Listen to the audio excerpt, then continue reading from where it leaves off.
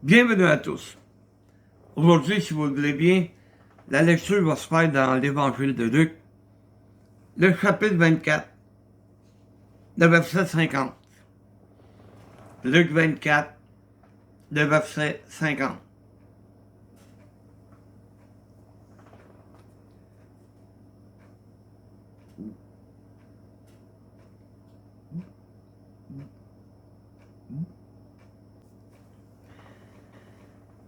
Jésus se prépare à monter au ciel. Après être ressuscité, il va retourner vers son Père. Mais il avait fait une promesse à ses disciples qu'il recevrait la puissance du Saint-Esprit. La puissance qui vient d'en haut. La puissance qui va lui permettre d'agir au nom du Seigneur, de travailler dans le nom du Seigneur. On peut voir ça dans le livre des Actes au premier chapitre. Mais aujourd'hui, les gens veulent tellement revivre la période des apôtres qu'ils sont prêts à avaler n'importe quoi, même une couleuvre.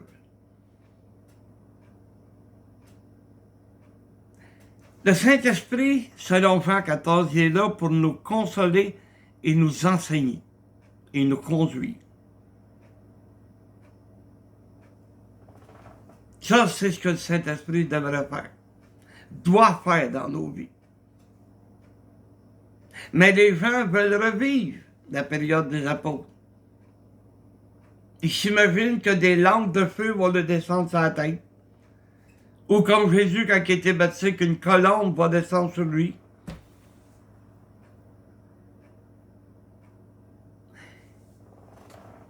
Le Saint-Esprit, c'est pas ça.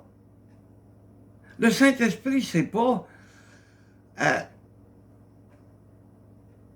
une influence quelconque qui va nous conduire comme au temps des apôtres, à parler en langue, à faire des miracles, à faire des guérisons. Pas ça par tout, là. Quand tout ce qui est parfait est venu, ce qui est partiel est disparu, selon 1 Corinthiens 13. Les langues cesseront. C'est bien écrit noir sur blanc, mais le monde veut parler en langue.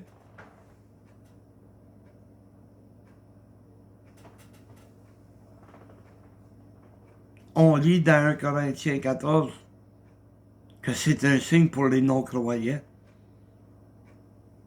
Donc, tu n'accomplis pas le dessein du Saint-Esprit. Tu n'accomplis pas ce que le Saint-Esprit essaie de t'inspirer. C'est pas ça qu'il va t'inspirer. Il va t'inspirer à servir Dieu, à trouver la vérité et à la garder surtout.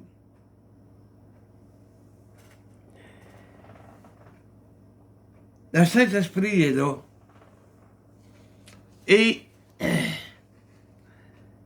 il va nous consoler dans les moments difficiles de la vie chrétienne. Il va nous consoler dans les afflictions, quand on va avoir de la peine. Il va nous consoler dans les persécutions. Il va nous encourager, heureux serez-vous, lorsqu'on vous persécutera. Il va nous rappeler ces choses. Les tribulations. C'est ça que le Saint-Esprit est appelé à faire. Pas faire des miracles. Il n'y en a plus de miracles. Je te déçois, mais il n'y en a plus de miracles. C'est ça le travail du Saint-Esprit. C'est de nous consoler dans les moments difficiles. C'est de nous rappeler toutes les promesses de Dieu. Et ça qui va faire le Saint-Esprit, pour nous aider et nous encourager. Mais les gens n'en veulent pas d'un Saint-Esprit comme ça. Ils n'en veulent pas. C'est pas trippant, c'est pas le fun. Hey, c'est déprimant avoir un Saint-Esprit qui va juste essayer de nous consoler. Ah, qu'on n'a pas besoin de ça. On a besoin d'avoir des sensations. On a besoin d'avoir des frissons.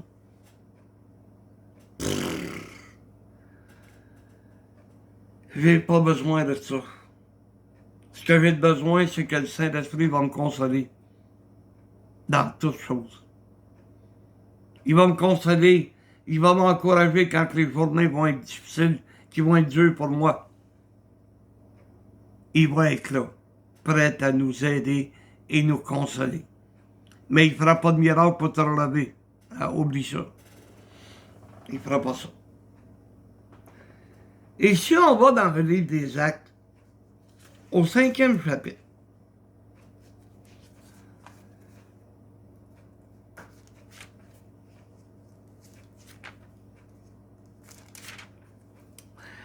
Actes chapitre 5, le verset 1 et 2. Acte 5, verset 1 et 2. Qui ont été jusqu'à mentir au Saint-Esprit. Regardez bien de quelle manière qu'ils ont fait ça.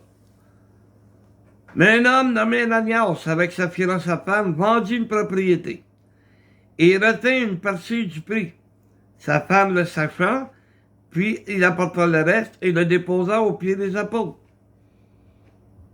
Ah ouais, il a vendu ses biens. Et à cette époque, ceux qui avaient des biens les vendaient et les amenaient aux pieds des apôtres. Pourquoi? Pour prendre soin des pauvres. Pas pour que les apôtres s'enrichissent, qu'ils se fassent des temples avec des dômes puis et tout ce que tu vois en Italie, à Rome. Ah non, c'était pour partager avec ceux qui avaient rien. Partager la nourriture. Partager les besoins de chacun. Donc, c'est un beau geste qu'ils ont fait. Ils ont vendu leur propriété. Mais ils en ont retenu une partie. Parce que peut-être qu'ils avaient peur que Dieu ne pourvoie pas à tous leurs besoins.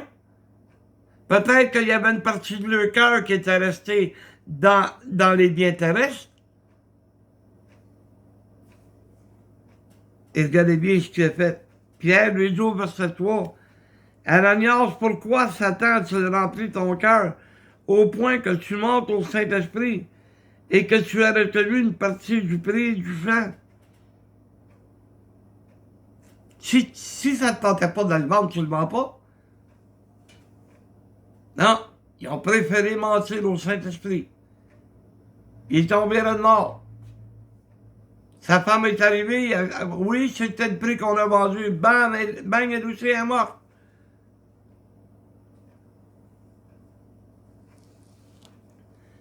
Quand le Saint-Esprit nous met à cœur de faire quelque chose, de partager, comme c'est le cas, ben donne-toi tout entier. Ça ne veut pas dire de tout vendre tes biens. Aujourd'hui, les faux prophètes se servent de ça là, pour s'enrichir. Non, non, non. Selon tes besoins, tu peux aider quelqu'un. Des fois, un petit 5 piastres, un petit 10 piastres, bien placé, peut aider une famille.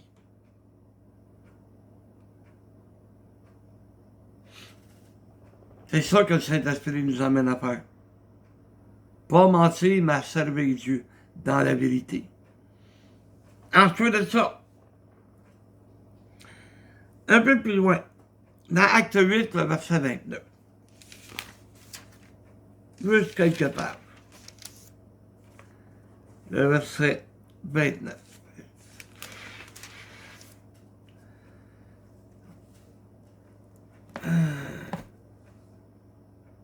Verset 25. Il se leva et partit.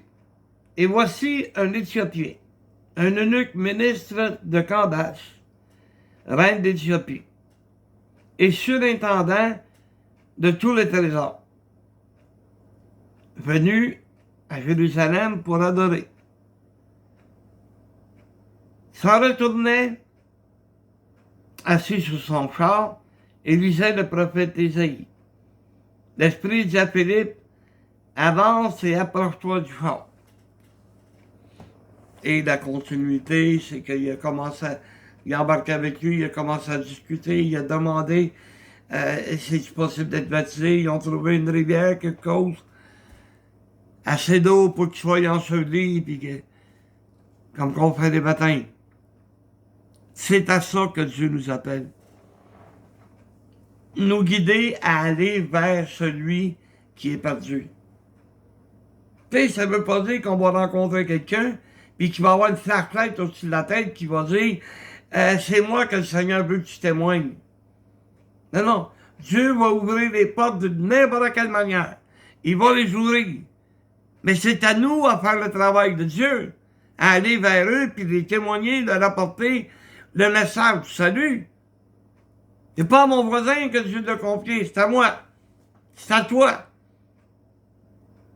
C'est un privilège que Dieu nous donne, de pouvoir parler de son nom, de pouvoir parler de son Fils.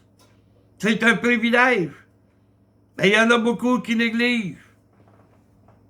Oh, je suis trop gêné. J'ai pas le temps.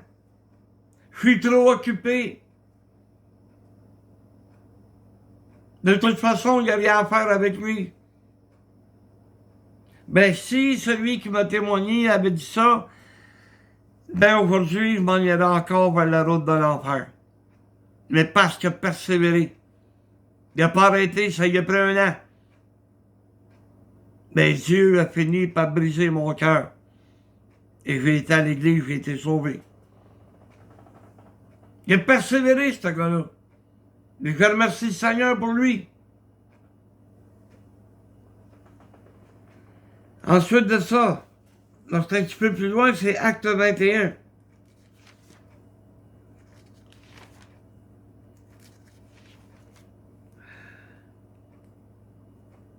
Acte 21, le verset 10. À partir du verset 10. Verset 10. Comme nous étions là depuis plusieurs jours, un prophète nommé Agabus descendit de Judée et vint nous trouver. Il prit la ceinture de Paul, se lia les pieds et les mains et dit, « Voici ce que déclare le Saint-Esprit. L'homme à qui appartient cette ceinture, des Juifs, le liront de la même manière à Jérusalem. Ils le livreront entre les mains des païens. Quand nous entendîmes cela, nous et ceux de l'endroit, nous priâmes Paul de ne pas monter à Jérusalem. Ils ont essayé de le décourager. Va pas à Jérusalem, regarde qu'est-ce que le prophète est en train de dire. Tu vas être en danger. Mais Dieu avait un plan pour l'apôtre Paul. C'est qu'il aille jusqu'à Rome pour rendre témoignage de Jésus. Il fallait qu'il aille là. Et Paul a dit, qu'est-ce que vous faites là? Je ne peux pas m'opposer à Dieu, là. C'est Dieu qui a fait connaître au prophète que je dois souffrir. Alors, plutôt, priez pour moi, que des souffrances que je sois capable de les endurer. Ah oui, parce que les souffrances, c'est pas évident, là. Souffrir pour le nom du Seigneur. Et dans ce temps-là, c'était des souffrances physiques, là. Il y en a une partie de son pedigree dans le 2e livre de Corinthiens, où il a été frappé à coups de fouet combien de temps, combien de fois, où il a été lapidé, où il a été mis en prison, il a fait naufrage. Il fallait que Dieu lui donne la puissance de passer à travers tout ça. Et il faisait confiance à Dieu. À nous autres, il y a juste quelqu'un qui nous écœure au travail, qui essaie de nous ridiculiser, puis on se fait broyer. Hey! Il n'y en a un seul que vous connaissez. Un seul! Qui s'est fait battre, qui a, comme on dit par chez nous, qui a mangé une volée parce qu'il a témoigné quelqu'un. Jamais que c'est arrivé. On n'a pas eu à subir ça. Je ne vais pas subir la colère J'ai été sauvé. Mais on apprend par le livre de Galates, au 5e chapitre, que l'esprit a des désirs contraires à ceux de la chair. Ils sont opposés entre eux. Alors tu as le choix. Obéir au Saint-Esprit, te laisser guider par le Saint-Esprit, utiliser les versets qui vont te venir en tête, justement pour t'éloigner du péché, t'éloigner du mal.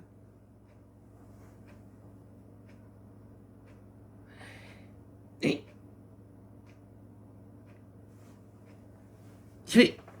le proverbe dit, puis ça c'est un proverbe humain, si tu fais le mal, fais le bien. Ça marche pas. Tu peux pas faire le bien en faisant le mal. Tu peux faire le bien en faisant le bien. Et si tu t'éloignes du mal, c'est encore mieux. Va le voir. Va le voir dans Galates 5, partir du verset 16. Va voir comment ils sont opposés entre eux. Tu as les péchés qui sont nommés. Et par la suite, ben, tu as les fruits de l'esprit. Qu'est-ce que l'esprit va t'amener à faire? Et j'aimerais vous faire remarquer que dans les fruits de l'esprit, il n'y a aucunement mention du don des langues, aucune mention des guérisons, aucune mention des miracles. Et pourtant, ce sont des fruits de l'esprit qu'on parle. Mais parce que l'apôtre Paul savait que c'était pour disparaître. Quand est-ce que vous allez le comprendre? Que ça ne vient plus de Dieu. Celui qui cherche à t'exciter, c'est le diable. Les cantiques, ça commence de même. C'est plate. Mais quand il y a un orchestre, wow, c'est rock and roll. Ça, c'est de la louange. Soda.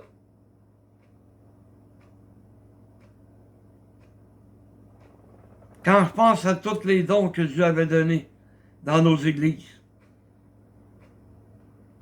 des dons de composition, des dons de musiciens extraordinaires, où est-ce qu'ils sont? Ben justement, ils étaient extraordinaires. Ils ne sont pas dans une église ordinaire. Ça lui prend une église extraordinaire. Où est-ce que tu vas avoir des frissons, que tu vas avoir des feelings. Ouh! Mais c'est pas ça le Saint-Esprit. Pas en tout. Regarde les fruits. Montre-moi où c'est écrit que tu dois parler en langue.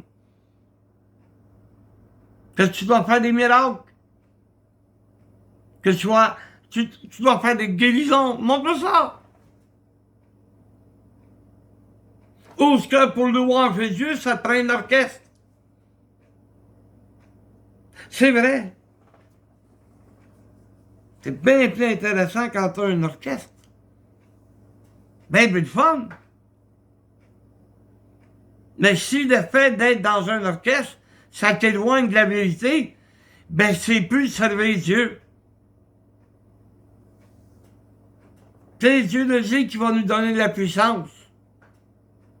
Il n'a pas dit à un moment donné, il va te donner la puissance. Non, non. Quand on accepte Jésus comme notre sauveur, il nous donne sa puissance. Parce que de toute façon, ça prend le Saint-Esprit pour briser nos cœurs et écouter la parole de Dieu. Jésus les a conduits vers Béthanie. Ben, si on parlait hébreu, on saurait que Béthanie, ça veut dire la maison de l'humilité. La maison où ce qu'on apprend l'humilité. La maison où ce qu'on apprend à servir Dieu.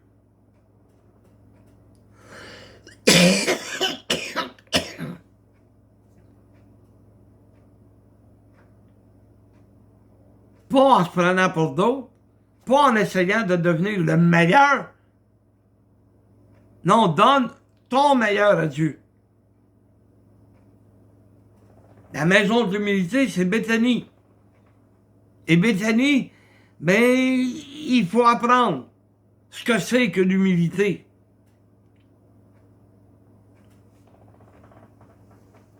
Jésus a dit que celui qui veut être grand parmi vous devienne l'esclave de tous. Quand tu essaies d'écraser quelqu'un pour être mieux vu par l'Église, par le pasteur, par quelqu'un que tu aimes beaucoup, c'est pas en écrasant l'autre que tu vas te faire aimer plus.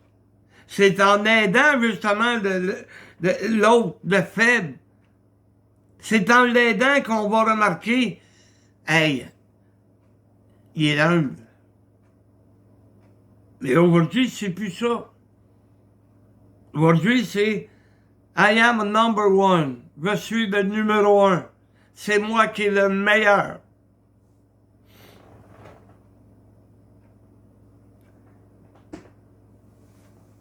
N'attendez pas que Dieu intervienne et qu'il vous montre. Il vous montre qu'est-ce que c'est que l'humilité. Dieu va t'apprendre à devenir humble. Il était un temps où on me considérait comme un des meilleurs enseignants de nos églises. Et les gens étaient là, puis ils étaient bons, puis blablabla, blablabla. Ils m'encourageaient, mais et m'ont donné ça touché ce qu'on appelle l'orgueil. Oui. J'ai commencé à croire que j'étais bon. C'est vrai que Dieu m'avait donné un certain don. C'est vrai. Mais pas de là pour commencer à penser que j'étais bon. J'étais bon quand Dieu était à mes côtés. Quand Dieu me donnait son Saint-Esprit. Quand Dieu m'aidait à apporter des messages. Là, j'étais bon. Mais c'était pas moi qui étais bon. C'était l'aide que Dieu m'apportait. Puis à un moment donné, je m'en souviens comme si c'était hier. J'ai été appelé à aller prêcher à Farnham. Et à un moment donné, c'est venu blanc dans ma tête. Il n'y avait plus rien, je savais même plus comment je m'appelais. Alors j'ai demandé à l'église. On a choisi 5 frères. On les a fait prier un après l'autre.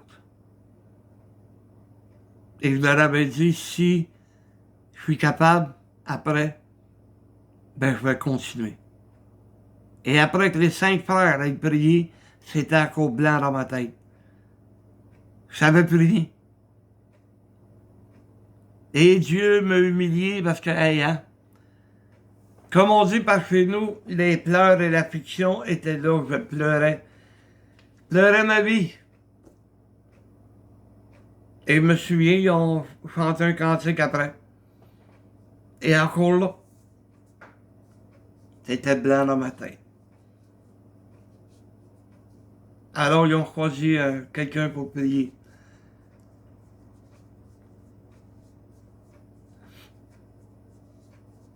Et on a clôturé le culte de même. Et, étonnamment, quelques semaines plus tard,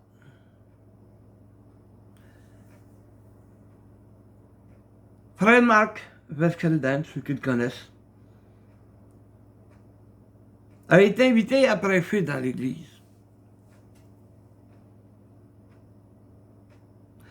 Et ça s'est adonné qu'on a fait un cantique avant que lui se lève pour prêcher. Et je l'ai vu aller derrière la tribune, s'agenouiller, la tête baissée. J'ai appris qu'est-ce que c'était être humble. Et à partir de ce moment-là, moi aussi, pas pour faire une imitation ou être hypocrite. Je voulais donner tout mon cœur à Dieu. Lui demander de m'aider à être humble. Et aujourd'hui, je trouve ça dommage qu'on ne peut plus m'agenouiller. Mais Dieu sait que mon cœur est pareil. Si je me l'agenouille pas, mon cœur, lui, est à genoux. Parce que j'ai besoin de Dieu. C'est travailler dans l'humilité. C'est travailler comme Jésus. Jésus les a tous accueillis. Qu'ils soient pauvres, qu'ils soient riches, qu'ils soient infirmes, que ce soit des enfants, Jésus les a tous accueillis. Jésus a été le serviteur. Jésus leur a apporté le plus beau trésor de la terre. La parole de Dieu et sa mort sur la croix.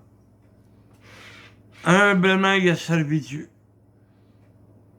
Et c'est ce qu'il nous demande. Servir Dieu humblement.